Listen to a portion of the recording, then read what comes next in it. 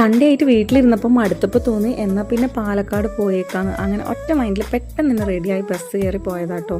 അങ്ങനെ പാലക്കാട് എത്തി ബസ് ഇറങ്ങിയതും ഡയറക്റ്റായിട്ട് അടുത്ത് തന്നെ സ്റ്റുഡിയോ ഉണ്ടായിരുന്നു. പിന്നെ ഒന്നും നോക്കിയില്ല, ഡയറക്റ്റ് അങ്ങോട്ട് കയറി. അവിടെ പോയതും എൻ്റെ കണ്ണ് ഫസ്റ്റ് തന്നെ പോയത് അവിടുത്തെ മേക്കപ്പ് സെക്ഷനിലോട്ടാണ് കേട്ടോ.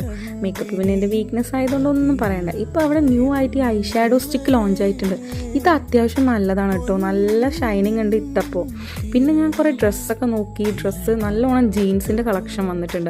അതിൽ തന്നെ ഈ ഷർട്ട് നല്ല ക്യൂട്ടായിട്ടുണ്ട്, എനിക്ക് നല്ലോണം ഇഷ്ടമായി കേട്ടോ. പിന്നെ കുറച്ച് നേരം അവിടെ നിൽക്കുന്ന മിററൊക്കെ നോക്കി സെൽഫിയൊക്കെ എടുത്ത് ഈ ഷർട്ട് ട്രൈ ചെയ്യാൻ വേണ്ടി പോയി. പിന്നെ അങ്ങനെ പെർഫ്യൂം സെക്ഷനിലൊക്കെ നോക്കിയപ്പോൾ അത്യാവശ്യം നല്ലോണം പുതിയത് എന്തൊക്കെയോ വന്നിട്ടുണ്ട്. എന്തൊക്കെയോ ഹെയർ പ്രോഡക്ട്സ് അവർ പുതിയത് ലോഞ്ച് ചെയ്തിട്ടുണ്ട്.